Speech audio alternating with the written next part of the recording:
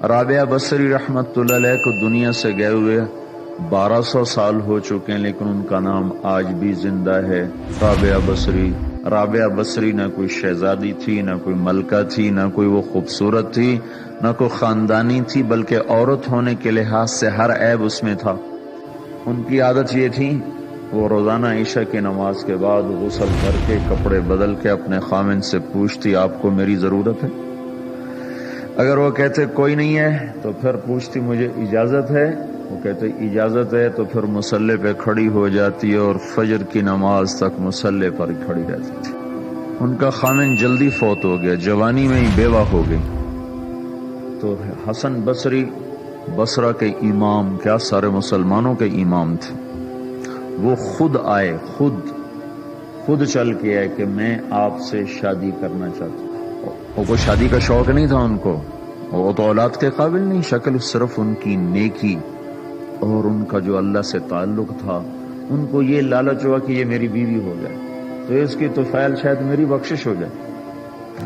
تو ان کے پاس آئے، کہنے لگے رابعہ میں آپ سے شادی کرنا چاہتا ہوں، خود پیغام لے کر آئے۔ تو انہوں نے فرمایا میری 4 باتوں کا جواب دے دو تو میں شادی کر لیتا۔ کہنے لگے کیا؟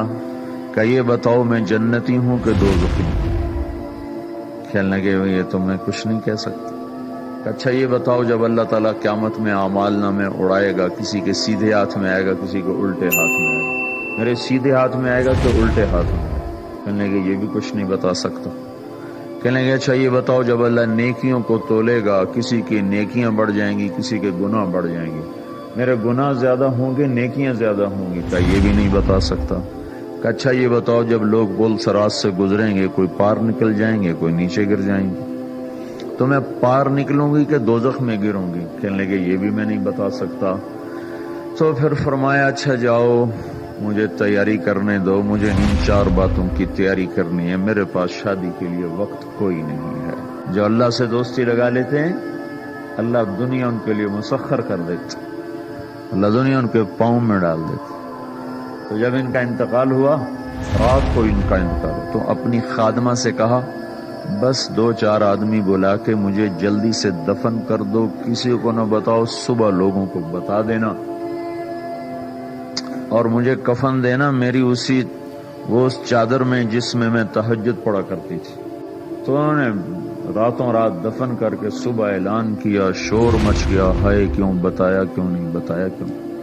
تو اگلی رات ان کی خادمہ نے ان کو خواب میں دیکھا، سبز لباس پہنا ہوا، حسن و جمال، سورج چہرے پہ چمک رہا۔ پوچھا آپ کے ساتھ کیا ہوا؟ کہا میرے اللہ نے میرے ساتھ بہت عمدہ معاملہ کیا۔ کہا آپ کی وہ چادر کہاں گئی جس میں آپ کو کفن دیا تھا؟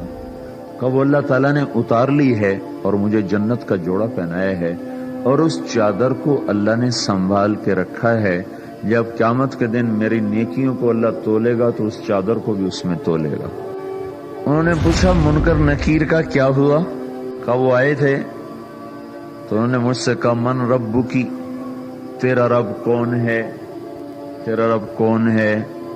تو میں نے منکر نکیر سے کہا جس اللہ کو 40 سال نہیں بھلایا اس کو 4 ہاتھ زمین کے نیچے آ کر میں بھول جاؤں گی؟ کہ جس رب کو 40 سال میں نہ بھلا سکی اس کو 4 ہاتھ زمین کے نیچے آ کر میں بھول جاؤں گی؟